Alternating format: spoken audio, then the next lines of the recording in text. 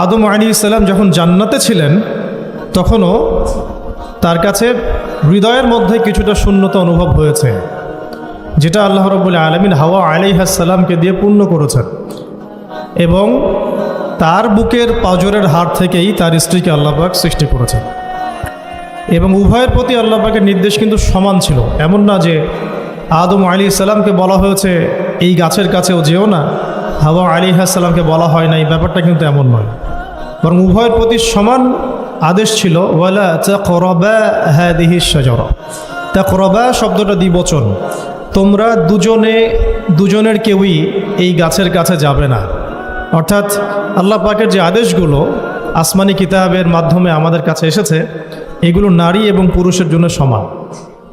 ক্ষেত্র বিশেষে কিছু কিছু সূরতে আমলের, চলাফেরার, উসুলের কিছু পার্থক্য আছে, কিন্তু আমভাবে প্রত্যেকটা নসিহত এবং আদেশ কিন্তু নারী পুরুষ সবার জন্য সমান।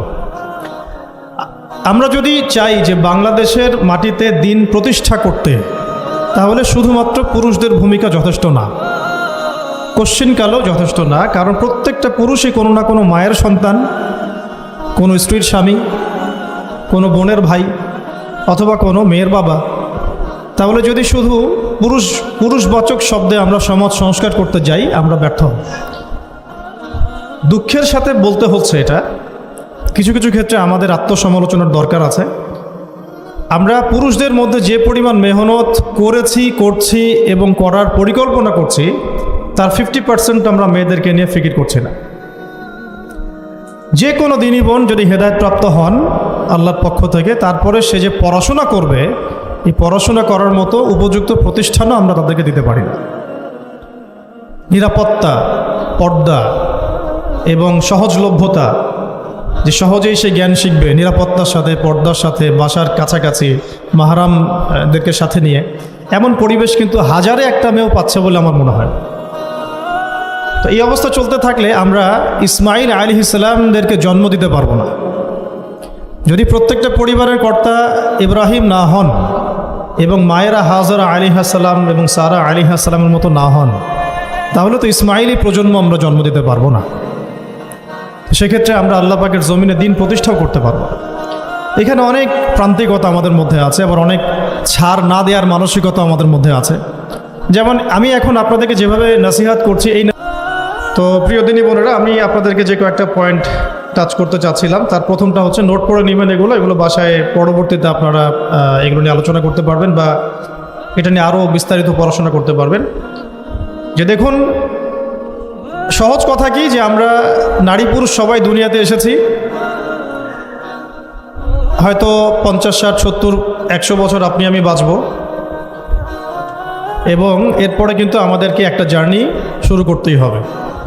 এখন আমাদের সহজ কথা কি? সহজ কথা হচ্ছে আমাদেরকে দুনিয়াতে আল্লাহ পাকের দাসত্ব করতে হবে, পরিপূর্ণ ইসলাম পালন করতে হবে এবং আল্লাহ পাকের জমিনে তার দিনটাকে প্রতিষ্ঠার চেষ্টা করতে হবে। এছাড়া তো আমাদের কোনো কাজ নাই পৃথিবীতে আমাদের কাজটা কি আসলে? এই পৃথিবীতে আমাদের কাজটা কি? 1 নম্বর হচ্ছে আল্লাহ পাককে চিনতে শেখা, আল্লাহ পাকের সামনে আত্মসমর্পণ করা, তার নবীর সুন্নতগুলো মেনে চলা, হালাল খাওয়া, একটা আদর্শ পরিবার গঠন করা, সন্তানদেরকে মানুষ করা, দিনের দাওয়াতের কাজ করা এবং দিনটাকে আল্লাহর জমিনে প্রতিষ্ঠার চেষ্টা করা। এছাড়া কি আমাদের কোনো কাজ আছে পৃথিবীতে? বাকি যে কাজগুলো সেগুলো আনুষঙ্গিক এবং সেগুলো ইবাদত হিসেবে গণ্য হবে যদি আল্লাহর জন্য হয় এবং রাসূলের তরিকায় হয়। যেমন কেউ যদি ঘুমায়, ঘুমানোর কাজটাও তো ইবাদত, যদি সেটা রাসূলের তরিকা মোতাবেক হয়। সিম্পল। খাওয়া দাওয়া করা, আমরা আমাদের চাহিদায় খাই, কিন্তু এটাও ইবাদত হিসেবে গণ্য হবে যদি খাওয়ার সুন্নাতটা আমরা ঠিকমতো আদায় করতে পারি। তাহলে প্রতিটা কাজই সুন্নাত এবং ইবাদত হবে যদি আমরা সেটা তরিকা ঠিক রাখি। মূল কাজগুলো কি? মূল কাজগুলো হচ্ছে যে, আবার বলতেছি, মূল কাজগুলো হচ্ছে 1, এই পৃথিবীতে আল্লাহকে চেনা, আল্লাহকে চিনতে শেখা। 2, আল্লাহ রাব্বুল আলামিনের সামনে শর্তহীন আত্মসমর্পণ, শর্ত সাপেক্ষে না, একদম নিঃশর্ত আত্মসমর্পণ। 3, আল্লাহ পাকের সমস্ত হুকুম আহকামগুলো মেনে চলা। 4, রাসূলুল্লাহ সাল্লাল্লাহু আলাইহি ওয়াসাল্লামের আদর্শ প্রত্যেকটা কাজে বাস্তবায়ন করা, সুন্নতের উপর থাকা। 5, হালাল খাওয়া। 6 আদর্শ পরিবার গড়ে তোলা, 7 সন্তান প্রতিপালন, 8 সৎ কাজে আদেশ, 9 অসৎ কাজে নিষেধ, 10 আল্লাহ পাকের এই জমিনের মধ্যে দিনটাকে প্রতিষ্ঠার চেষ্টা করা, যার যা সামর্থ্য আছে তাই দিয়ে। কেউ জান দিয়ে করবে, কেউ মাল দিয়ে করবে, কেউ কথা দিয়ে করবে, কেউ লিখনি দিয়ে করবে, কেউ প্রয়োজনে আল্লাহর পথে জিহাদ করবে, কেউ প্রয়োজনে শহীদ হবে, যার যেটা স্রোত সে সেভাবে করবে। এছাড়া কি দুনিয়াতে আমাদের কোনো কাজ আছে? এই কাজগুলোর মধ্যে এই কাজগুলোকে যদি আমরা বাস্তবায়ন করতে পারি তাহলে দুনিয়াতেও সফল হব ইনশাল্লাহ, পরকালেও জান্নাতে যাব ইনশাল্লাহ। এই তো এই কাজগুলো যদি আমরা বাস্তবায়ন করতে পারি দুনিয়াতেও সফল হব ইনশাআল্লাহ এবং পরকালেও জান্নাতে যাব ইনশাআল্লাহ। তো এক্ষেত্রে এই গন্তব্য হাসিল করার জন্যে যে কাজটা সবার আগে দরকার, এতক্ষণ যেগুলো বললাম, এই গন্তব্যটা হাসিল করার জন্য সবার আগে যে কাজটা দরকার সেটা হচ্ছে শরিয়াতের একটা ন্যূনতম জ্ঞান অর্জন করা। শরিয়াতের ন্যূনতম একটা জ্ঞান অর্জন করা। শরিয়াতের ন্যূনতম জ্ঞান বলতে আমি কি মিন করছি, কি বোঝাচ্ছি? আমি বোঝাচ্ছি কমপক্ষে আপনাকে বিশুদ্ধ করে কোরআন তেলাওয়াত করা শিখতে হবে, 1 নাম্বার। এর সাথে আপনাকে আরবি ভাষা কিছুটা হলেও শিখতে হবে যাতে আপনি কোরআনটা বুঝতে পারেন। 3 নাম্বার হচ্ছে হাদিস শাস্ত্র পড়ার যোগ্যতা আপনাকে অর্জন করতে হবে, মানে হাদিস পড়াশোনা করতে হবে। 4 নাম্বার নবী সাল্লাল্লাহু আলাইহি ওয়াসাল্লামের পবিত্র সিরাত অর্থাৎ জীবনী, এটা আপনাকে পড়তে হবে। মনে থাকবে তো? লিখে নেন। 5 নাম্বার হচ্ছে 1 নাম্বার কি বলেছিলাম? বিশুদ্ধ কোরআন তিলাওয়াত। তারপরে বলেছি আরবি ভাষা শিক্ষা করা। তারপরে বলেছি হাদিস পাঠ। তারপরে বলেছি সিরাত পাঠ। 5 নাম্বার হচ্ছে আকিদা বিশুদ্ধ করা। আকিদার অনেক কিতাব আছে এবং আকিদার আর অনেক দার্সও আছে, এটা নিয়ে আমরা পরে আলোচনা করব ইনশাআল্লাহ। 6 নাম্বার হচ্ছে আপনার ইসলামের ইতিহাস পড়াশোনা করতে হবে, ইসলামের ইতিহাসটা পড়াশোনা করতে হবে। 7 নাম্বার হচ্ছে ইসলামিক অর্থনীতি পড়াশোনা করতে হবে, ইসলামী অর্থনীতির জ্ঞান রাখতে হবে। 8 নাম্বার ইসলামিক পারিবারিক জীবন ব্যবস্থার জ্ঞান অর্জন করতে হবে, ইসলামিক পারিবারিক জীবন ব্যবস্থার জ্ঞান অর্জন করতে হবে। 9 নাম্বার সন্তান প্রতিপালন কিভাবে করতে হয়, ইসলামিক প্যারেন্টিংয়ের জ্ঞান অর্জন করতে হবে। 10 নাম্বার হচ্ছে যে ফিকহের জ্ঞান অর্জন করা। ফিকহ মানে হচ্ছে তুলনামূলক যে মাসলা মাসাইলগুলো না জানলে আমরা আমল করতে পারবো না, এই মাসলা মাসাইলগুলো জেনে নেওয়া, যেটাকে আমরা বলি যে ফরজে আইনের জ্ঞান। তাহলে এখানেও 10টা পয়েন্ট বের হয়ে আসলো, তাই না? তাহলে আমার সাথে একটু রিপিট করেন। প্রথমে বলেছি ইলম অর্জনের ক্ষেত্রে আপনাকে কোরআন দিয়ে শুরু করতে হবে। মানে কোরআন যিনি তেলাওয়াত করতে পারেন না তিনি হতভাগা। মুসলিম পরিবারে জন্মগ্রহণ করেও যিনি কোরআন তেলাওয়াত করতে পারেন না, আমি মনে করি না এই পৃথিবীতে তার চেয়ে হতভাগা কেউ আছে, আমি মনে করি না।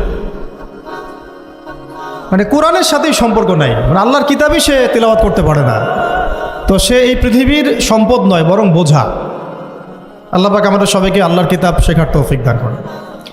একটা 1 নাম্বার, এখান থেকে শুরু হবে পড়াশোনা। আগেই একটা আদনান ভাইয়ের বই নিয়ে নিলাম, আগে একটা অমুক স্কলারের বই নিয়ে নিলাম, আগে একটা তমুক স্কলারের বই নিয়ে নিলাম, এভাবে পড়াশোনা শুরু করতে হয় না। পড়াশোনা শুরুটাই হবে আপনার কোরআন থেকে। সব বন্ধ, আগে কোরআন তেলাওয়াত থেকে শুরু করতে। তারপরে আপনি আরবি ভাষায় আসবেন, হাদিস পড়বেন, সিরাত পড়বেন, ইতিহাস পড়বেন, অর্থনীতি পড়বেন, আস্তে আস্তে পড়বেন। এভাবে ফিকহের জ্ঞান, আকিদার জ্ঞান, সন্তান প্রতিপালন, ইসলামিক এই জীবন ব্যবস্থা বা পারিবারিক জীবন ব্যবস্থার জ্ঞানগুলো অর্জন করা। তো ইনশাআল্লাহ আমরা এই জ্ঞানগুলো অর্জনের চেষ্টা করবো তো ইনশাআল্লাহ। এখন কঠিন প্রশ্ন হচ্ছে, এখন আমি তো বললাম একটা তাত্ত্বিক কথা বললাম, এখন আপনিও জানেন আমিও জানি, এইটা আপনি এখন কিভাবে করবেন, সম্ভব কি না আপনার পক্ষে? কারণ এখানে অনেকেই, বেশিরভাগই হয়তো বা জেনারেল ব্যাকগ্রাউন্ডের মানুষ, যারা অনার্সে পড়েছেন, মাস্টার্স পড়েছেন বা এখন ফ্যামিলি লাইফে আছেন, কেউ কখনোই মাদ্রাসার দুয়ারেও যেতে পারেন না। তাই এখন যদি আপনি এগুলো শুরু করতে চান তাহলে আপনার সামনে অপশন কী আসলে? আপনি কি আবার শুরু থেকে মাদ্রাসায় ভর্তি হতে পারবেন? উত্তর হচ্ছে না। তাহলে সেকেন্ড অপশন হচ্ছে মাদ্রাসা ভিত্তিক যদি শর্ট কোর্স চালু করা হয়, সেই শর্ট কোর্সগুলো আপনাকে করতে হবে, এছাড়া তো কোনো অপশন নাই। 3 নাম্বার আরও প্রশ্ন আসবে, এটা কি আপনি অফলাইনে সব জায়গায় মুভ করে করতে পারবেন? উত্তর হচ্ছে না। যদি আপনার অফলাইনে আপনার সামনে কোনো সুযোগ থাকে তাহলে তো ভালো, যে আপনার বাসার পাশে একটা মাদ্রাসা আছে বা আপনার এলাকাতে একটা সুন্দর মাদ্রাসা আছে, এটা থাকলে তো আলহামদুলিল্লাহ এবং ভালো, আমরা চাই সেটাই হোক। কিন্তু সবার ক্ষেত্রে এটা পসিবল হয়ে ওঠে না। এই কারণে অনলাইনের কোর্সগুলোর দিকেও একটু ফোকাস করতে পারেন, যাতে ঘরে বসে পর্দার সাথে আপনি কোর্সগুলো করতে পারেন। 4 নাম্বার পয়েন্ট হচ্ছে এই কোর্সগুলো করলেই আবার সব শেখা যায় না। কারণ অনলাইনের কোর্সগুলো তো আপেক্ষিক, এগুলো সব সামনাসামনি বসে তো পড়ানো হয় না, এই কারণে ইফেক্টটা আসে না। এই যে সামনে বসে লেকচার দিচ্ছে এটার যে ইম্প্যাক্ট, এটা অনলাইন লেকচার শোনার ইম্প্যাক্টটা সেম না কখনো। এই জন্যে আমরা সবসময় বলি যে ওস্তাদদের সামনে গিয়ে দার্স নেওয়া আর কি। এই সুযোগটা তো সবাই সব মেয়ে পাচ্ছেন না, এই জন্য আমরা আপনাদের প্রতি আহ্বান করব এবং আমরাও উদ্যোগ নেওয়ার চেষ্টা করব যাতে প্রত্যেকটা বিভাগীয় শহরে অ্যাটলিস্ট প্রত্যেকটা বিভাগীয় শহরে মেয়েদের জন্য একটা স্বনামধন্য একটা আদর্শ দিনী মার্কাজ প্রতিষ্ঠা করা যায়, যেখানে অফলাইনে আমাদের দিনী বোনরা এসে সপ্তাহে 2 দিন 3 দিন দিন শিখবেন। এতে ইনশাল্লাহ 1 বছর অনলাইনে পড়ার চাইতে বেশি ফায়দা হবে ইনশাল্লাহ। কিন্তু এই কাজটা আমার একার পক্ষে করা সম্ভব না, ওনার একার পক্ষে করা সম্ভব না। উনি বললাম এটা নিয়ে আবার ঝগড়া করতে পারে, আমাদের উস্তাজার একার পক্ষে করা সম্ভব না, আমাদের প্রিয় উস্তাজার একার পক্ষে করা সম্ভব না, ঠিক আছে? তো এটা আবার আমাদের সবাইকেই হাত লাগাতে হবে। আমার কাছে এত অর্থ সম্পদ নাই, আমার কাছে কোনো জায়গা জমিও নাই, থাকলে আমরা আল্লাহর রাস্তা ফি সাবিলিল্লাহ দিয়ে দিতাম। যাদের কাছে আছে তারা এগিয়ে আসেন, প্রতিষ্ঠান গড়ে তোলেন, প্রত্যেকটা এলাকায় একটা করে মেয়েদের মার্কাজ গড়ে তোলেন। টিচারদেরকে আমরা ট্রেন করে দিব ইনশাল্লাহ, সিলেবাস আমরা দিয়ে দিব ইনশাল্লাহ, মুআল্লিমা আমরা পাঠাবো ইনশাল্লাহ। একটা এলাকার বোনদেরকে যেন বাইরে যেতে না হয়, সে এলাকার মধ্যেই তারা 100 জন 50 জন বসে বসে দিন শিখবে। সম্ভব না এটা করা? অনেক আগেই সম্ভব ছিল এবং জরুরিও ছিল, কিন্তু আমরা অন্যদিকে বেশি ফোকাস করছি। মেয়েদেরকে সত্যি এখানে আমরা অবহেলার মধ্যেই রেখেছি। এখন আমার মেয়ে হয়েছে বলে আমি খুব কনসিয়াস যে আমি এখন মেয়ে নিয়ে কী করবো, আমার মেয়েকে আমি কীভাবে বড় করব। এখন তো আমি মেয়েকে পড়তে অন্য কোথাও পাঠাবো না, কারণ সিকিউরিটি কনসার্ন। আমি আমার মেয়েকে কোথাও মেসে থাকতে দিব না, সিকিউরিটি কনসার্ন, এবং আমাদের গায়রতের খেলাফ, ব্যক্তিত্বের খেলাফ। তাহলে আমার মেয়েকে পড়াশোনা করানোর জন্য আমাকেই প্রতিষ্ঠান গড়ে তুলতে হবে, এবং এমন প্রতিষ্ঠান যেখানে আমার মেয়ে দুনিয়াবি জ্ঞানও পাবে, পরকালের জ্ঞানও পাবে। তো এটা তো অ্যাভেলেবল না। তো অ্যাভেলেবল হবে কখন? যখন সবাই হাত লাগাবো। দেখেন, আমি একটা হাদিস মনে করে দিই আপনাদেরকে, এটা বলতে চাচ্ছিলাম না কিন্তু বলছি। নবী সাল্লাল্লাহু আলাইহি ওয়াসাল্লাম একদিন ঈদের খুতবা দিচ্ছিলেন, এবং ওই খুতবাতে তিনি বলেছিলেন যে, হে মুসলিম নারীগণ, আমি জাহান্নামে দেখে এসেছি যে তোমাদের সংখ্যা বেশি। মুসলিম নারীগণের সংখ্যা বেশি এটাও হাদিসের সঠিক ফাহাম না, মানে পুরো এই উম্মতের মধ্যে নারীদের একটা বড় অংশ জাহান্নামে যাবে এই উম্মতের মধ্যে। তো তোমরা বেশি বেশি সাদাকা করো, তোমরা বেশি বেশি সদকা করো, একটা খেজুরের টুকরা দান করে হলেও জাহান্নাম থেকে বাঁচো। তো এটা বলার পরে বেলাল রাদিয়াল্লাহু আনহু একদিক থেকে আরেক দিক হাঁটছিলেন, সাথে একটা কাপড় ছিল। নারীরা তাদের কেউ গলার হার, কানের দুল, হাতের মানে চুড়ি, এগুলো সোনার সব খুলে খুলে দান করছিলেন। মেয়েদেরকে সাদাকার মধ্য দিয়ে জাহান্নাম থেকে বাঁচতে হবে, সদকা করার মধ্য দিয়ে মেয়েদেরকে জাহান্নাম থেকে বাঁচতে হবে। আজকে যদি আপনি একটা প্রতিষ্ঠান গড়ে দিয়ে যেতে পারেন, এটা যদি আরও 50 বছর সাস্টেইন করে, এই 50 বছর এখানে যত মানুষ দিন শিখবে, সমস্ত মানুষের ইলমের নেকি আপনি পাবেন। কিন্তু আমরা কিন্তু সবাই ব্যক্তি স্বার্থ নিয়ে চিন্তা করি, আর দুনিয়ার স্বার্থটাকে বেশি প্রাধান্য দেই। আমার 500 জায়গা আমি দিয়ে দিব, আপনি দিচ্ছেন না, বরং আপনি পরকালের জান্নাতের একটা জায়গা আপনি সার্টিফাইড করছেন। কে জানে, হয়তো এই ওসিলায় আপনার জান্নাতের ফয়সালা হয়ে যেতে পারে। কেউ 10% জমির মধ্যে একটা মসজিদ করেছে, হতে পারে এই মসজিদের ওসিলায় আল্লাহ পাক তাকে জান্নাত দিতেও পারেন। কেউ একটা মাদ্রাসা প্রতিষ্ঠা করেছে, এখানে হাজার হাজার স্টুডেন্ট পড়াশোনা করছে, কে জানে হয়তো এই ওসিলায় আল্লাহ পাক তাকে পরকালে জান্নাত দিতে পারে। তো সাদাকা, এগিয়ে আসা এবং শিক্ষা খাতে নিজেদের জানমাল, অর্থ সম্পদকে ব্যয় করা আমাদের একার পক্ষে এখন আর এগুলো সম্ভব না। হ্যাঁ, যদি আমার কাছে রাষ্ট্রীয় কোনো ক্ষমতা থাকতো বা শিক্ষা বিভাগের কোনো ক্ষমতা থাকতো, তাহলে প্রত্যেকটা মসজিদ ভিত্তিক আমরা মেয়েদের আলাদা শিক্ষার ব্যবস্থা করতাম। মসজিদ ভিত্তিক, প্রতিষ্ঠানের প্রয়োজনই নাই, মসজিদের মধ্যে একটা আলাদা কর্নার করে ফেলা যায়, মেয়েদের জন্য স্বতন্ত্র, এখানে কোনো পুরুষের এন্ট্রেন্সই থাকবে না। মেয়ে শিক্ষিকা, মেয়ে ভলান্টিয়ার সবই মেয়ে, এবং ওস্তাদদেরকে দিয়ে এখানে ফরজে আইন থেকে শুরু করে তাদেরকে একদম মৌলানা পর্যন্ত পড়ানো সম্ভব। উদ্যোগ নেওয়া হয় নাই বিগত 30 বছর 40 বছর। তো ইলম অর্জনের পথে আবার এরকম প্রতিবন্ধকতা আসবে, সেগুলোকে ফেস করার বা সেগুলো সলভ করার জন্য আমাদেরকে কিন্তু ফিকির করতে হবে। আর এই ফিকিরটা 1-2 মানুষের কাঁধে চাপিয়ে দিয়ে আপনি কিন্তু দায়মুক্ত হতে পারবেন না। যেমন আজকে সেমিনার এখানে করেছি, আপনারা চাইলে কিন্তু এই ধরনের সেমিনার আপনাদের এলাকাতেও করতে পারেন, সেখানে গেস্ট হিসেবে তাদেরকে ডাকতে পারেন। দাওয়াতের মেহনত শুরু হয়ে গেল। যদি বসে থাকেন যে প্রত্যেক 2 মাস পর পর ওস্তাদারা আয়োজন করবেন এবং আমরা যাব, তো এটা তো তখন এককেন্দ্রিক কাজ হয়ে গেল। তার রেজাল্টটা কিন্তু মানে সামান্য রেজাল্ট পাবেন আপনি, আর যদি সবাই হাত লাগান রেজাল্টটা বেশি হবে। তা আমি আপনাদেরকে উদ্বুদ্ধ করতে চাই যে দিনের পথে আপনারা দাওয়াতের মেহনতে নেমে আসেন, এমনকি দিন প্রতিষ্ঠার সংগ্রামে আমাদের পাশে দাঁড়ান। কিন্তু এর আগে যোগ্যতা অর্জন করেন, যোগ্যতাটা ইলমি যোগ্যতা। আল্লাহ পাক আপনাদেরকে বোঝার তৌফিক দান করেন। এটা এক নম্বর। এবং ইলমের পথে প্রতিবন্ধকতা কথাগুলো বললাম, এগুলোকে ফেস করার এবং এগুলোকে যেন রিকভার করতে পারি আমরা, সেই তৌফিক আল্লাহ আমাদের জন্য সবাইকে দান করেন। তো একটা মানে খুশির সংবাদই বলবো আপনাদেরকে দিতে চাচ্ছি যে আমরা এই মিরপুর উত্তরার এই এলাকাটার মধ্যে আমরা চেষ্টা করছি যে অফলাইনে এরকম দুই একটা দিনই মার্কাজ প্রতিষ্ঠা করার, আপাতত ভাড়াতেই। এবং ইনশাআল্লাহ অল্প সময়ের মধ্যে আমরা ঢাকা শহরে, ইনশাআল্লাহ ঢাকা শহরে হোক অথবা ঢাকা শহরের একটু সাইডেই হোক, আমরা নিজস্ব জায়গা কিনে প্রতিষ্ঠান করে দেখাবো ইনশাআল্লাহ। এবং আমাদের পরিকল্পনা হচ্ছে একদম ফ্রম দ্য ভেরি বিগিনিং, এই নুরানি থেকে শুরু করে, প্লে গ্রুপ থেকে শুরু করে আস্তে আস্তে গ্র্যাজুয়ালি দাওরা হাদিস এবং মাস্টার্স পর্যন্ত নিয়ে যাওয়া, দুইটাই যেন থাকে। এবং আমার পরিকল্পনা হচ্ছে মাস্টার্সের পরে আমাদের ছেলেমেয়েরা যেন বড় বড় ফ্যাকাল্টিগুলোতে পড়াশোনা করতে পারে, ওই রাস্তাগুলো খুলে দেয়। তো এই কাজগুলো আমার একার পক্ষে আসলে সম্ভব না। আপনারা যদি এগিয়ে আসেন সবাই, দিনী ভাইরা, দিনী বোনরা এবং আমাদের বিত্তশালী যারা আছেন, যাদেরকে আল্লাহ পাক সৎ হৃদয় দিয়েছেন এবং দান সদকা করার মতো মানসিকতা দিয়েছেন, ইনশাআল্লাহ আসেন একসাথে হাত লাগায় কিছু করি, আল্লাহ পাক করার তৌফিক দান করেন। আর এই দেশের এই সময়টা, দেশের চলমান এই সময়টা আমাদের জন্য দিনের কাজ করার একটা উর্বর সময়। এখন যদি আমরা এই বিষয়গুলো গুছিয়ে নিতে পারি, 10 বছর পরে ভালো ফলাফল পাবেন। আমার মেয়ের বয়স আজকে থেকে 10 বছর পরে হবে 11 বছর। তো 11 বছর বয়সে আমি আয়েশাকে কোথায় দেখতে চাই, মারিয়ামকে কোথায় দেখতে চাই, ঠিক আছে, আমি আমার মেয়ে খাদিজাকে কোথায় দেখতে চাই, এটা আমাকে এখন থেকে ফিকির করতে হবে। রেডিমেড কিছুই পাবেন না, এই যুগ রেডিমেড আপনাকে কিছু দিবেই না। যদি মনে করেন একটা স্কুল প্রতিষ্ঠান চাচ্ছে রেডিমেড, যেখানে বাচ্চাকে ঢুকাবো ওকে আলেমা বানিয়ে বের করে দিবে, এমন কোনো প্রতিষ্ঠান আপনি পাবেন না। রেডিমেড কিছু হয় না, নিজের অনেক কন্ট্রিবিউশন লাগে এখানে। শুধু প্রতিষ্ঠান, শুধু কিতাব কখনোই একজন ব্যক্তির ভবিষ্যৎ গড়তে পারবে না। শুধু প্রতিষ্ঠান, শুধু কিতাব পারবে না।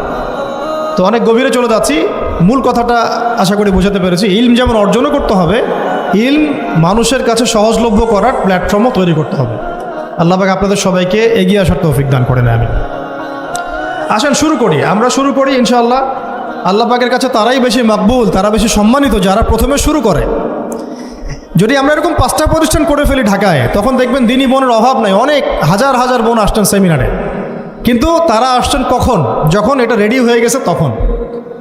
আর আপনারা এসেছেন কখন? যখন কিছুই ছিল না তখন। তো এটা লা ইয়াজতামিআন, এটা কখনো সমান হবে না। তো আল্লাহ পাক আমাদেরকে অগ্রজ হওয়ার তৌফিক দান করে নেন।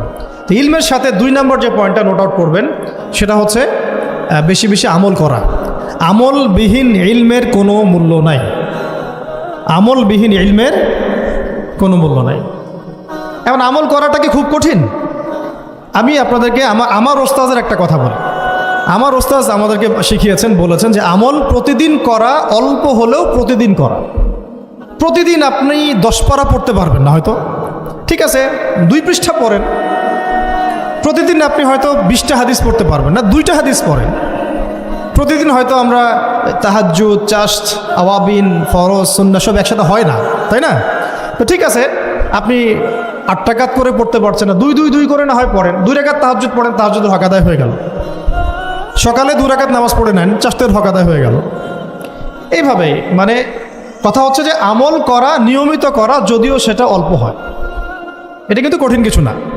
আল্লাহ পাক যার জন্য সহজ করে দেন তার জন্য সহজ। অজু করে ওয়াশরুমে গিয়েছেন, অজু করে ফেলেন, অজু দিয়ে 2 রাকাত নামাজ পড়ে ফেলেন। চলতে ফিরতে, আপনারা তো ঘরের কাজে বেশি ব্যস্ত থাকেন, চলতে ফিরতেই সুবহানাল্লাহ, আলহামদুলিল্লাহ, লা ইলাহা ইল্লাল্লাহ, আল্লাহু আকবার পড়তে থাকেন, আস্তাগফিরুল্লাহ ওয়া আতুবু ইলাইহি পড়তে থাকেন, দরুদ শরীফ পড়তে থাকেন। এমন না যে ঘটা করে সবসময় আমলে বসতে হবে, এটা জরুরি না। প্রতিটা কাজের সাথে আমল আছে। তো সবচেয়ে ইম্পর্টেন্ট আমলগুলো হচ্ছে নামাজ, ফরজ নামাজটুকু, এর সাথে আমি বলবো কোরআন তেলাওয়াত, তাহাজ্জুদ, এর সাথে বলবো যে আদব রক্ষা করা, আখলাক ঠিক রাখা। আদব রক্ষা করা, আখলাক ঠিক রাখা। একজন মহিলার এক্সাম্পল দিব, বেসিক্যালি এটা 2 জন মহিলার এক্সাম্পল। তো আমি একজনের কথা বলছি। একজন সাহাবী এসে নবী সাল্লাল্লাহু আলাইহি ওয়াসাল্লামকে বলেছিলেন যে আমাদের বাসার পাশে একজন মহিলা আছে, প্রচুর ইবাদত করে,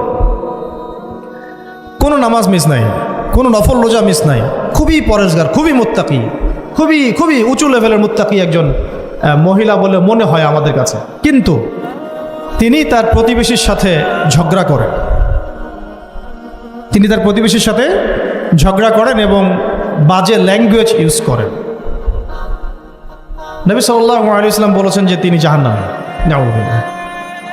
আরেকজন মহিলা সম্পর্কে বক্তব্য এসেছিল, আরেকজন সাহাবী বলেছেন যে আমাদের বাসার পাশে একজন মহিলা আছে, তেমন কোনো নামাজ, খুব বেশি ইবাদত করেন না, কিন্তু তার আখলাক চরিত্র খুব নরম কোমল। নবী সাল্লাল্লাহু আলাইহি ওয়াসাল্লাম বলেছেন তিনি জান্নাতি। তাহলে আমরা এই হাদিসটা থেকে বুঝতে পারছি যে আমলের মূলনীতিটা আসলে কি। আমল মানে এই না যে একেবারে সবসময় আমাকে নামাজ রোজা হজ জায়গাতেই ফোকাস করতে হবে, আমার আদাব ও মুআশারাটাও অনেক বড় ব্যাপার, চলাফেরা ওঠা বসা আমাদের ডিলিংসগুলো। তো এখানে আমি একটু বলবো আপনাদেরকে, কারণ এই যুগটা তো অনলাইনের যুগ, মিডিয়া দ্বারা প্রভাবিত হওয়ার যুগ, বিভিন্ন সিরিয়ালস আমাদের মাথায় এখনও বসে আছে, দেখেছি জীবনে আমরা অনেক সময় কেউ না কেউ। তো এইগুলো আমার মাথায় কিন্তু ইম্প্যাক্ট ফেলে, এগুলো আমাদের মাথায় ইম্প্যাক্ট ফেলেছে, সমাজ ব্যবস্থা আমাদের মাথায় ইম্প্যাক্ট ফেলেছে, যে পরিবেশে আমরা পড়াশোনা করেছি ওই পরিবেশটা আমার উপর ইম্প্যাক্ট ফেলেছে। সব মিলে আমাদের মাথাটা এখন পুরো দূষিত, আমাদের মাথাটা কিন্তু পুরাই দূষিত, কলবটা আরও দূষিত। এইখানে যে বিষয়গুলো ফোকাস করা দরকার, যে পিতা মাতার সাথে একদম কোমল হয়ে যান, ছেড়ে দেন, নিজের অধিকারে না আসলেও ছেড়ে দেন, পিতা মাতার সাথে কোমল হয়ে যান। পিতা এবং মাতা আপনার জান্নাত জাহান্নামের মাধ্যম। যদি স্বামী থেকে থাকে, স্বামীর প্রতি নরম হয়ে যান, তাকে ছাড় দেওয়া শিখেন। সবচেয়ে বড় কথা, তাকে মহব্বত করা তো অবশ্যই জরুরি, মহব্বতের চাইতেও বেশি জরুরি স্বামীকে বিশ্বাস করা এবং তাকে সম্মান করা। এমন কোনো কথা এবং কাজ না করা যেটা স্বামীর গায়রত বা ব্যক্তিত্ব আঘাত করে। আমি পয়েন্টটা হয়তো বোঝাতে সক্ষম হয়েছি। ভালোবাসা অনেক গুরুত্বপূর্ণ বিষয়, ঠিক আছে, কিন্তু ভালোবাসা শুধুমাত্র একমাত্র গুরুত্বপূর্ণ বিষয় নয়। আরও গুরুত্বপূর্ণ বিষয় হচ্ছে বিশ্বাস, সম্মান এবং আনুগত্য। বিশ্বাস, সম্মান এবং আনুগত্য। এখন বলতে পারেন যে আমার স্বামী আমাকে অন্যায় কাজে আদেশ করলে কি আমি আনুগত্য করব? কখনোই না। যখন স্বামী আপনাকে কোরআন সুন্নাহর দিকে আপনাকে ধাবিত করবেন, তখন আপনি তার আনুগত্য করতে বাধ্য, এবং এটা আপনার জান্নাতে যাওয়ার মাধ্যম বটে। এই হাদিসটা খুব ভালো করে মনে রাখতে হবে যে এই পৃথিবীতে কেউই আল্লাহ পাকের পরে সিজদা পাওয়ার যোগ্য না। এমনকি নবীদেরকেও আল্লাহ পাক সিজদা করতে বলেন নাই, কিন্তু সেই নবী আমাদেরকে কিন্তু বলেছিলেন যে যদি আল্লাহ পরে কাউকে আমি সিজদা করতে বলতাম, তাহলে আমি স্বামীদেরকে সিজদা করতে বলতাম। এটাকে তসলিমা নাসরিন স্টাইলে বুঝলে হবে না। ওরা এটাকে এইভাবে নিবে যে ইসলাম মেয়েদেরকে দাসত্বের শৃঙ্খলা আবদ্ধ করতে চাচ্ছে, হ্যাঁ, আত্মস্বাধীনতা দিবে না ইত্যাদি। আমরা দেখব পরকালে আমি জান্নাতে যেতে পারছি কিনা। আল্লাহ পাকের হুকুমের চাইতে আমার কাছে কোনো যুক্তি বড় নয়। আল্লাহ পাকের হুকুমের চাইতে আমার কাছে কোনো যুক্তি, বিজ্ঞান, প্রযুক্তি এগুলো বড় মানদণ্ড নয়। শুধুমাত্র স্বামীর আনুগত্য, বিশ্বাস, সম্মানের বদৌলতে দেখা যায় যে পুরোটা জীবন এই বেচারা আপনার জন্য ঢেলে দিবেন স্যার। আর এই জায়গায় যদি দেখা যায় ঘাটতি থাকে, তখন কোনো কোনো ক্ষেত্রে ভালোবাসা যথেষ্ট হয়ে ওঠে না। এবং আপনারা জানেন এই শহরে ডিভোর্সের সংখ্যা দিন দিন বাড়ছে। কেন? এইগুলো মেজর কারণ আছে।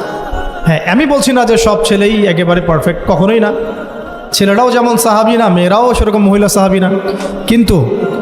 কিন্তু সবর, আনুগত্য, নরম কোমলতার কোনো বিকল্প নাই। উভয় পক্ষের জন্যই নসিহতগুলো আর কি, স্বামীর জন্য এবং স্ত্রীর জন্য। আরেকটা বিষয় হচ্ছে যে স্বামীর পরিবার নিয়ে খোঁটা না দেওয়া, স্বামীর যে বাবা মা ভাই বোন এই ব্যাপারগুলো নিয়ে খোঁটা দেওয়া না দেওয়া বা খোঁচাখুচি না করা, এবং তার যে অবদান আপনার প্রতি এটাকে অস্বীকার না করা, কুফরি না করা। একটা হাদিসের মধ্যে নবী সাল্লাল্লাহু আলাইহি ওয়াসাল্লাম কিন্তু বলেছেন যে বেশিরভাগ নারীর জাহান্নামে যাওয়ার কারণ কি? সাহাবীরা জিজ্ঞাসা করেছিলেন, তিনি বলেছেন তারা কুফরি করে। কি কুফরি করে? তারা কি আল্লাহর সাথে কুফরি করে? নবীজি বলেছেন না, বরং তারা সারা জীবন স্বামীর যে দিয়ে যাওয়া যে স্যাক্রিফাইস বা অধিকার, এটাকে হঠাৎ করে অস্বীকার করে বসে, হঠাৎ কোনো একদিন অস্বীকার করে বসে। এটার কারণে দেখা যায় আল্লাহ পাক নারাজ হয়ে যান। আল্লাহ রাব্বুল আলামিন তো একজন ব্যভিচারী নারীকেও জান্নাত দিয়েছেন মাত্র কুকুরকে পানি পান করানোর কারণে। আবার একজন নারীকে বিড়াল বেঁধে রেখে কষ্ট দেওয়ার কারণে জাহান্নামে দিয়েছে। তো জবান এমনই একটা কঠিন জিনিস, যেটাকে নিয়ন্ত্রণে না রাখলে আমাদের জন্য ক্ষতি হবে। আল্লাহ পাক আমাকে আপনাদের সবাইকে জবান হেফাজতে রাখার তৌফিক দান করেন।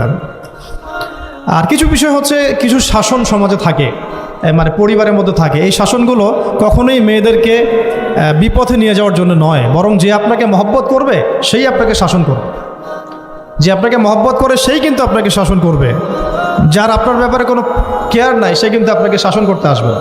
আপনি কোথায় যান তার তো কোনো যায় আসবে না। আর যে আপনাকে চাইবে, জোর করে টেনে নিয়ে আসতে চাইবে জান্নাতের পথে, সে কিন্তু আপনার উপর মাঝে মাঝে শাসন করতে পারে। ওই অধিকারটুকু দিতে হবে। আর আমাদের মেয়েদেরকে ওই মেজাজেও তৈরি করতে হবে। তো পারিবারিক বিষয়গুলোর ক্ষেত্রে আসছিলাম, এটা একটু পরে আবার আসতেছি ইনশাআল্লাহ, যে ইলমের সাথে আমলটা খুব জরুরি। এবং আমলের ক্ষেত্রে শুধু নামাজ, রোজা, হজ, যাকাত এটাকে আমি মিন করছি না।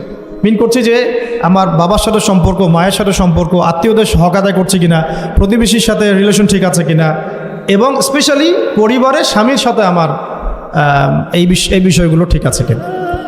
তো এইগুলো যদি ঠিক থাকে অল্প আমল যথেষ্ট হয়ে যাবে ইনশাআল্লাহ তাআলা। আল্লাহ পাক আমাদেরকে ইলম অনুযায়ী আমল করার তৌফিক দান করেন, আমিন।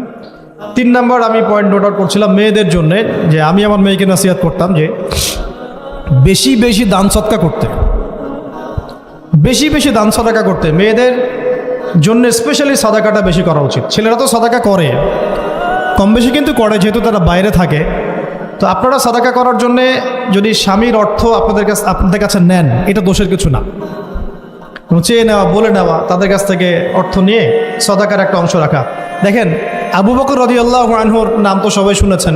তিনি যখন খলিফা হয়েছিলেন তখন তার স্ত্রী কিছু কিছু করে সম্পদ জমিয়ে রাখতেন, খাবার জমিয়ে রাখতেন। পরে একদিন ভালো একটা খাবার রান্না করে খাইয়েছেন ওই জমিয়ে রাখা খাবার থেকে। এখান থেকে একটা বিষয় বুঝতে পারলাম, সম্পদ সেভ করা শিখতে হবে। একদম আমার ইনকাম আছে বলেই যে একদম পুরো 1 লাখ টাকা ঢেলে দিতে হবে মাসে, জরুরি না। 10,000 টাকা করে সেভ করার চেষ্টা করেন। হয়তো এই 10,000 টাকা একটা পরিবারের ভরণ পোষণের জন্য যথেষ্ট হয়ে যাবে। ওই সেভ করা টাকাটা যদি আমি কালকে দান করে দিই আল্লাহর রাস্তায় অন্য কোনো মানুষকে, তার 1 মাসের খরচ হয়ে যাবে, বিশাল একটা উপকার হবে। আমরা কিন্তু কিছু টাকা পাইলেই কসমেটিক্স, নতুন জুয়েলারি, ঠিক আছে, নতুন কি আসলো বাজারে, নতুন কসমেটিক্স আর কি, তো এইগুলোর দিকে বেশি ফোকাস করি। তো এখান থেকে টাকা একটু জমিয়ে আমরা যদি আল্লাহর পথে ব্যয় করার চিন্তা করি, পরিবারে বরকত আসবে। এই জন্য সম্পদকে মূল্যায়ন করা, রিজিক আল্লাহ পাক দিয়েছেন বলেই সব যে ঢেলে দিতে হবে, এটা ভালো না, এই কাজটা ঠিক না। আল্লাহ পাক আজকে আপনাকে হয়তো 1 কোটি টাকা দিয়েছেন, কালকে আল্লাহ না করুক 1000 টাকার জন্য মানুষের কাছে হাত পাততে বাধ্য করতে পারেন আল্লাহ পাক। এমনও কিন্তু দিন আসতে পারে, দিন সবার সবসময় সমান থাকে না। আজকে আপনার কাছে 1 কোটি টাকা আছে, কিছু মনে হচ্ছে না। কালকে কে জানে, আল্লাহ না করুক, যে 1000 টাকা কারো কাছে চাইতে হচ্ছে, 1000 টাকার জন্য ঠেকে গেছে, হতে পারে না। তো রিজিককে মানুষ তাজিম না করলে রিজিক দূরে চলে যায়। দুটো বিষয় খেয়াল রাখবেন, দুটো বিষয়। এক হচ্ছে মাঝে মাঝে মনের মধ্যে কিছু আমল করার ইচ্ছা আসে না? মনে হলো যে আচ্ছা একটু 10টা আয়াত পড়ি, মনে আসে না মাঝে মাঝে, এমন মনে হয় না? ওই সময় এই যে মনের মধ্যে যে এই ইরাদাটা জাগ্রত হওয়া, এটাকে আমরা বলি ওয়ারিদ। অন্য ভাষায় আপনি বলতে পারেন মেহমান। কি বলতে পারেন? এটা আল্লাহর পক্ষ থেকে আপনার কলবের মধ্যে মেহমান হিসেবে এসেছে। এখন আপনি যদি আমলটা করেন, সেই মেহমান বারবার আপনার কলবে আসবে। যদি আপনি ওই সময় আমলটা না করেন, মেহমান চলে যাবে, মেহমান অসম্মানিত হলে পরে আর আসবে না। একইভাবে রিজিক আল্লাহ পাক দিয়েছেন, এর তাজিম যদি করতে পারেন রিজিক বেশি আসবে। রিজিকের তাজিম সম্মান করতে না পারলে রিজিক আসবে না, বেশি কমে যাবে। উসমান রাদিয়াল্লাহু আনহু সবচেয়ে ধনী ছিলেন না? কেন জানেন? কেন? এটা কি জানেন কেন ধনী ছিলেন? একে তো তিনি প্রচুর দান সদকা করতেন, এটা তো আপনারা জানেনই। আরেকটা জিনিস অনেকে জানে না, তিনি উটের পিঠে বসেছিলেন, কিছু একটা খাচ্ছিলেন, এই 2-1টা দানা পড়ে গেছে নিচে। উটের পিঠ থেকে নেমেছেন, নেমে সেই দানা উঠিয়েছেন, পরিষ্কার করেছেন, ধুয়েছেন, আবার খেয়েছেন। তার এই 2-4টা দানার কোনো কিন্তু মানে পরোয়া না করলেও চলে, তার প্রচুর অর্থ সম্পদ আছে। এত অর্থ সম্পদ যে তাবুক যুদ্ধের দিন 30,000 সেনাবাহিনীর দায়িত্ব নিয়েছেন। 30,000 সেনাবাহিনীর দায়িত্ব নিয়েছেন। সেনাবাহিনী যাবে, থাকবে, খাবে, তাঁবু টাঙাবে, সব দায়িত্ব তার। 30,000 সেনাবাহিনীর দায়িত্ব নেওয়া কি চারটাখানি কথা?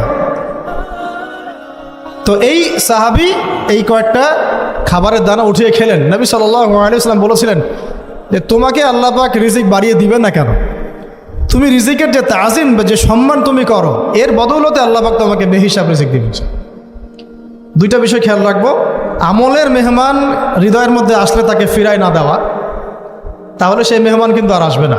মেহমানকে মূল্যায়ন করলে মেহমান বারবার আসবেন ইনশাআল্লাহ। আর রিজিকের তাজিম না করলে রিজিক কিন্তু আপনার ঘরে বেশি বেশি আসবে না। এমনি তো হারামের যুগ, এমনি সুদের যুগ, এমনি ঘুষের যুগ। অলমোস্ট এভরি ফ্যামিলি সুদখোর এখন, অলমোস্ট এভরি ফ্যামিলি। মেয়ের স্পেশালি যারা শাশুড়ি টাইপের, আপনারা মাইন্ড করেন না, তাদের সাইকোলজি যে এতই নিচে নেমে গেছে এখন যে আমার মেয়ে জাহান্নামে যায় যাক, হ্যাঁ আমার মেয়ে জাহান্নামে যায় যাক, সমস্যা নাই, দুনিয়াতে সে যেন ভালো থাকে। এটা কেন বললাম? একটা সুদখোরের ঘরে তুলে দিতে সে দ্বিধাবোধ করতেছে না, একটা দুর্নীতিবাজের ঘরে তুলে দিতে দ্বিধাবোধ করতেছে না, একটা ঘুষখোরের ঘরে তুলতে দ্বিধাবোধ করতেছে না, হ্যাঁ একটা মানে কি বলবো মাদকসেবী, ড্রাগ এডিক্টেড বা এই যে আর কি বলবো ফাসেক জালেম, এই ধরনের ঘরে উঠাই দিতেও সে দ্বিধাবোধ করছে না। পাঁচতলা বাড়ি চাই আমার মেয়ে পাঁচতলা বাড়ি থেকে সুখে থাকবে। এই যে সুখের ডেফিনেশন এখানে দিয়েছেন আপনারা। এই জন্য কত হাজার হাজার মেয়ের জীবন নষ্ট করে দিয়েছেন আপনারা। আমার কথা মাইন্ড করে না, হাজার হাজার মেয়ের জীবন মায়েরা নষ্ট করে দিয়েছে শুধুমাত্র মেয়েদের দুনিয়াবী সুখ এর সংজ্ঞাটা বুঝতে ভুল করার কারণে। এর নাম যদি সুখী হইতো তাহলে অমুসলিমরা সুখী না কেন, পশ্চিমারা সুখী না কেন, ওরা আত্মহত্যা করে কেন? এইভাবে মেয়েদের জীবন নষ্ট করেছে। অথচ অল্প যদি হালাল রিজিকও হতো আল্লাহ পাক তাকে বরকত দিতেন, সুখে থাকতো। তো আল্লাহ পাক আপনাদেরকে রিজিকের মূল্য বোঝার, তাজিম করার তৌফিক দান করেন, আমিন। তো অনেক ভিতরে ভিতরে চলে যাচ্ছে আমি, সময় আমাদের হাতে আরও শর্ট হয়ে আসতেছে। তো এখানে একটা কথা বলে দিব যে রিজিকের প্রসঙ্গ যেহেতু আসছে, যে হালাল খেতে হবে আমাদেরকে, হারামের দ্বারস্থ হওয়া যাবে না। আপনার স্বামী যদি হারাম খায় আপনি স্বামীকে বুঝান, তাকে ওই চাকরি ছেড়ে দিতে আপনি উৎসাহিত করেন।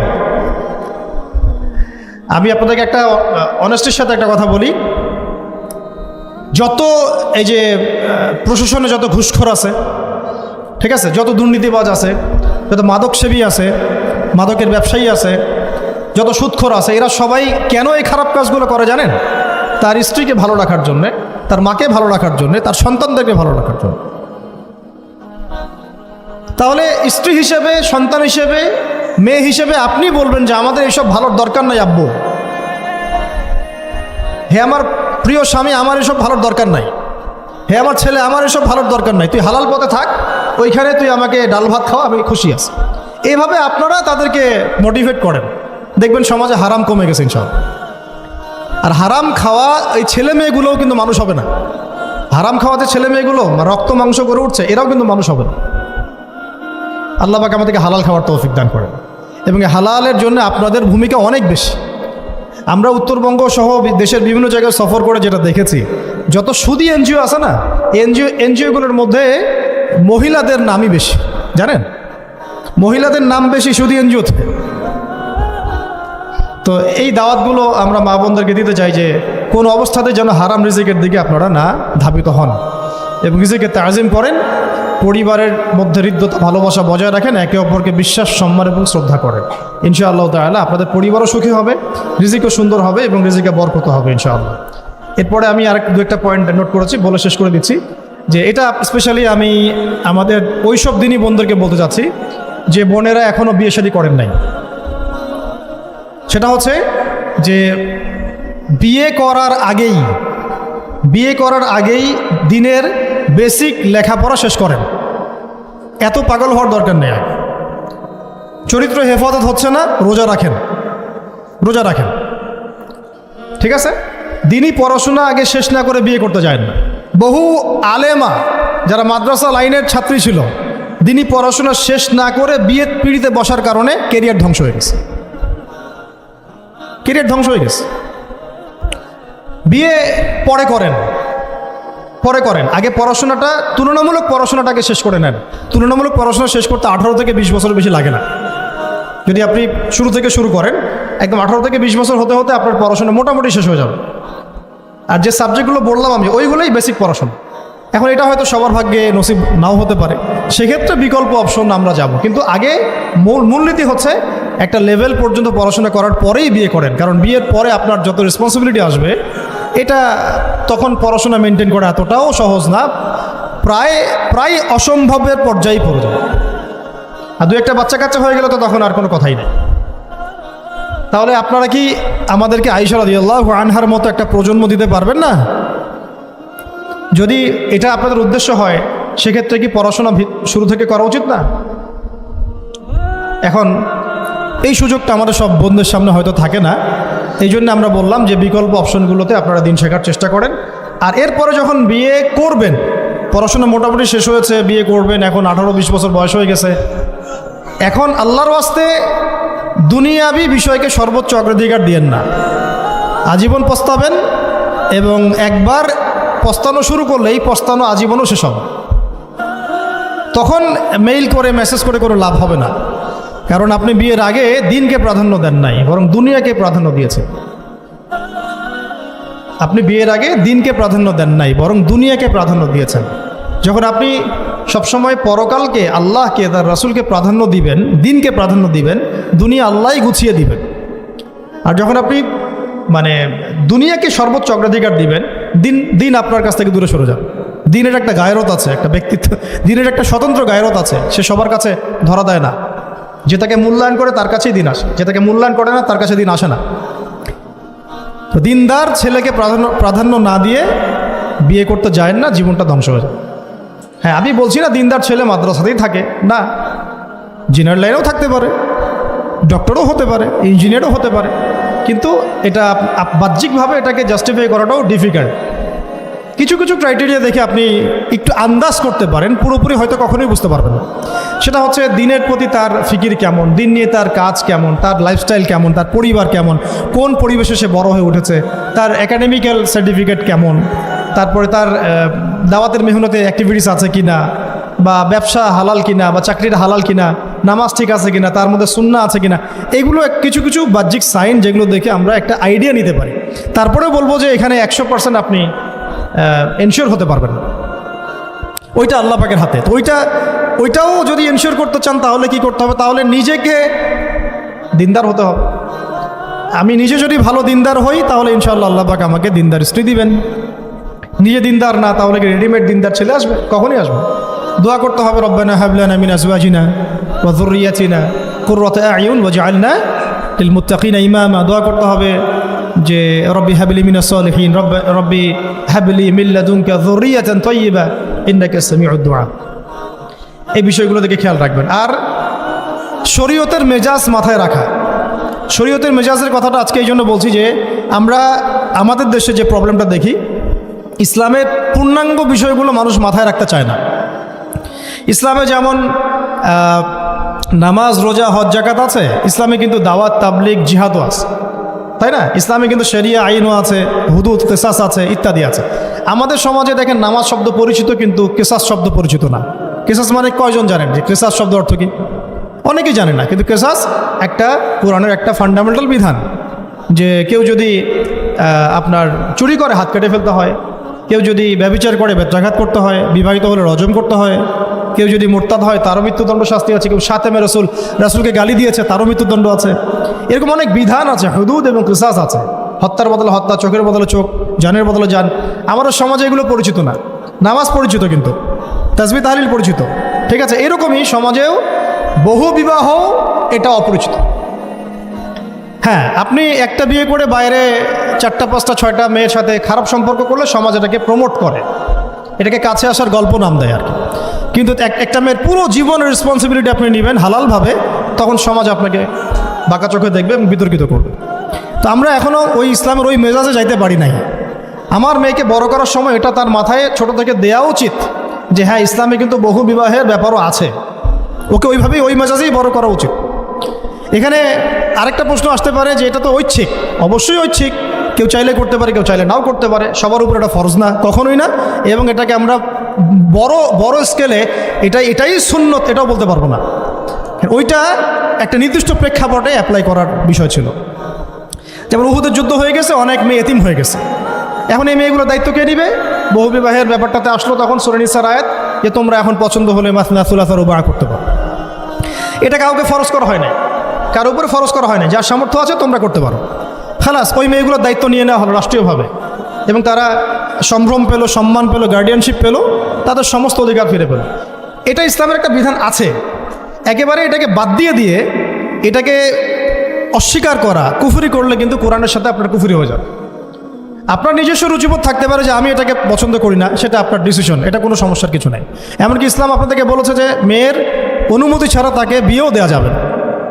সবার নিজস্ব জায়গা থাকতে পারে, কিন্তু ইসলামের প্রত্যেকটা বিধানকে মাথায় রাখা যেটা ইসলামের একটা অংশ, না হলে আমরা অনেক সামাজিক সমস্যার সমাধান দিতে পারবো না। বাংলাদেশে এখন 6 লক্ষ মেয়ে আছে যারা এতিম, অবিবাহিতা, বিধবা, আরও বেশি। আমরা রাষ্ট্রীয়ভাবে তাদের কোনো ব্যবস্থা করতে পারবো না, সম্ভব না। তো এইখানে মেয়েদেরকে, যেহেতু মেয়েদের মধ্যে আমি কথাগুলো বলছি, এই জন্য আমি এই কথাটা টাচ করলাম যে ইসলামের পূর্ণাঙ্গ বিষয়গুলো আমাদের মাথার মধ্যে রাখা, যে আমাদের যেন এমন কোনো বিষয়কে অস্বীকার করে না বসি যেটা আবার আমাকে ইমান থেকে বের করে দিবে। আমার নিজের আমল না হতে পারে, আমি নিজে সেটা পছন্দ না করতে পারি, বা আমার মতামত থাকতে পারে, সেটা আলাদা ইস্যুস, কিন্তু ইসলামের বিধানগুলোকে আমরা কোনোভাবে যেন ডিনাই করতে না যাই, এটা আমাদের মাথায় রাখতে হবে। আর এটা সমাজের কল্যাণের জন্যই আল্লাহ রাব্বুল আলামিনের পক্ষ থেকে একটা এখতিয়ার দেওয়া হয়েছে। আর দুটা বিষয় বলে শেষ করে দিচ্ছি, সেটা হচ্ছে ওই যে ইলমের কথা বলেছিলাম শুরুতে, এর সাথে আমি আমার ব্যক্তিগত জীবন থেকে বলছি, আর 3টা জিনিস ইলমের সাথে খুব বেশি কানেক্টেড, এটা মাথায় রাখবেন। একটা হচ্ছে আদব। একটা কি? আদব। আদব রক্ষা করতে না পারলে ইলম অর্জন করতে পারবেন না। তাই আদব রক্ষা করার জন্য আমাদেরকে ওই জেনারেল লাইনে পড়াশোনার মেজাজটা ত্যাগ করে আসতে হবে। আমরা ওইখানে যে মেজাজে পড়াশোনা করি, ওই মেজাজটা আমাদেরকে একটু কর্পোরেট হতে শেখায়। মানে আমি বেতন দিয়েছি 500 টাকা, আমি 500 টাকার ক্লাস পাইলাম না কেন, তাই না? মেজাজটা এরকম আর কি। অথচ এখানে ওস্তাদের দোয়া নেওয়ার জন্য আমাদেরকে সিরিয়ালে দাঁড়িয়ে থাকতে হবে। এটা হচ্ছে এই প্ল্যাটফর্ম, এটা হচ্ছে ওই অন্য জায়গা। এখানে একজন নবী হয়েও মুসা আলাইহিস সালাম যুগের পর যুগ হাঁটছেন এমন একজন ব্যক্তির সাক্ষাতের জন্য যিনি তার চেয়ে বেশি জ্ঞানী, তার নাম খিদর আলাইহিস সালাম, যিনি তাকে সাথে নিতে চাচ্ছেন না। তিনি বলছেন যে ইন্নাকা লান তাস্তাতিআ মাইয়া সাবরা, তুমি তো আমার সাথে ধৈর্য ধরতে পারবে না। কিন্তু মুসা আলাইহিস সালাম তারপরও চললেন, বারবার প্রশ্ন করলেন, কিন্তু শেষ পর্যন্ত সম্পর্ক কিন্তু নচ্ছেদ হয়ে গেল। মনে আছে কি? হাদিস সূরা কাহফের কথা বলছে। তো এটা হচ্ছে এই ইলমের জায়গাটা এমন একটা ইলমের জায়গা যেখানে আদব রক্ষা না করলে ইলম পাওয়া যাবে না। আরেকটা বিষয় হচ্ছে তাসকিয়া, ইলম অর্জন করে উস্তাদের কাছ থেকে দোয়া নেওয়া এবং আত্মশুদ্ধি অর্জন করা, মনের মধ্যে কোনো হিংসা না রাখা। আমাদের সবার এখন মনের মধ্যে যে হিংসা দিয়ে ভর্তি, হিংসাগুলোকে ছেড়ে দেন, মন বড় করে ফেলেন, আল্লাহর জন্য ছেড়ে দেন, হিংসা ত্যাগ করেন, গীবত করা বন্ধ করে দেন, অপবাদ দেয়া তো একেবারেই নিষেধ, পরশ্রী কাতরতা ছেড়ে দেন, মনটাকে একদম খালেস করে রাখেন। একজন সাহাবী সম্পর্কে নবীজি বলছেন, এই যে এখন যে সাহাবী ঢুকবে মসজিদে ও জান্নাতি, সবাই আগ্রহ নিয়ে বসে আছে, কে এসে? হ্যাঁ ঢুকলেন, জান্নাতি। পরের দিনও সেম কথা, এখন যে ঢুকবে সে জান্নাতি। সেম সাহাবী ঢুকলেন, পরের দিনও সেম কথা, এখন যে ঢুকবে সে জান্নাতি। সেম সাহাবী ঢুকলেন। এবার একজন সাহাবী কৌশল করে তার বাসায় গেলেন, দেখি তো কি আমল করে সে। তো দেখলেন তো রাত্রেবেলা তাহাজ্জুদে উঠতেছে না, এশার নামাজ পড়ে ঘুমাই গেছে, ফজরের নামাজে উঠল। 3 দিন থাকলেন, 3 দিন সেম। তখন তিনি বললেন, আচ্ছা ভাই, তোমার ব্যাপারে নবীজি এরকম মন্তব্য করেছেন, তোমাকে তো এমন কোনো খাস আমল করতে দেখলাম না। তো তিনি বলছেন, আচ্ছা একটা বিষয় হতে পারে, আমি অত বেশি আমল হয়তো করি না, কিন্তু আমি যখন ঘুমাতে যাই আমি সবাইকে মাফ করে দিয়ে ঘুমাই। মন ফ্রেশ, মনটা থেকে সব বের করে দেওয়া, এটা তাসকিয়া, এটা ইলমের সাথে সম্পৃক্ত। আল্লাহ পাক আমাদের সবাইকে এই বিষয়গুলো বোঝার তৌফিক দান করেন। আর এরপর আমি বলবো যে সন্তান প্রতিপালনে যত্নশীল হন, কারণ এরপরে তো আমাদের অ্যাসেট তারাই। এবং মেয়েদেরকে আমি বলবো যে আপনারা বেশি বেশি সন্তান নেবেন। কে শিখাইছে একটা বাচ্চা নিতে হবে, 2টা বাচ্চা নিতে হবে? এগুলো বোগাস কথাবার্তা পশ্চিমারা শিখাইছে। আর নবী সাল্লাল্লাহু আলাইহি ওয়াসাল্লাম কি বলেছেন? আমি সেই নারীদেরকে নিয়ে গর্ব করব যেই নারীরা বেশি বেশি সন্তান জন্ম দিতে পারে। আমি আমার উম্মতের সংখ্যা নিয়ে গর্ব করব। হ্যাঁ, সবার ফিজিক্যাল কন্ডিশন এক না হতে পারে, কিন্তু এই মানসিকতাটা ত্যাগ করতে হবে যে আমার একটাই, 2টি সন্তানের বেশি নয়, একটি হলে আরও ভালো হয়। এইসব পশ্চিমা তন্ত্রমন্ত্র বন্ধ করতে হবে। ঠিক আছে, এরপরে বলবো যে মিডিয়া দিয়ে, আচ্ছা, এই সন্তান প্রতিপালনের ক্ষেত্রে একটা কথা বলে দিই যে প্যারেন্টিংয়ের অনেক বই বাজারে বের হয়েছে, প্যারেন্টিং টিপস আছে। এই প্যারেন্টিংটা নিয়ে আলাদা ইনশাল্লাহ একদিন সেশন করবো, এখানে অনেক কথা বলার আছে। সন্তান প্রতিপালন একটা শিল্প, সন্তান প্রতিপালনটা একটা শিল্প, খুব ধৈর্যের কাজ, সবরের কাজ, লেগে থাকার কাজ। সন্তানকে সময় দেওয়া, ওর খাবারের দিকে খেয়াল রাখা, ওর মানসিকতার দিকে খেয়াল রাখা, ওর ফিজিক্যাল অ্যাক্টিভিটিস দিকে খেয়াল রাখা, ওর মানে আত্মা দূষিত হয়ে যাচ্ছে কিনা এটা খেয়াল রাখা, ওর ভালো একাডেমিক পরিবেশ নিশ্চিত করা, ভালো ওস্তাদ দেওয়া, ওর সাথে মেশা, ওকে আদর করা, অনেক কিছু আছে। এটা নিয়ে ইনশাল্লাহ আমরা একদিন আরেকটা সেশন করবো ইনশাল্লাহ।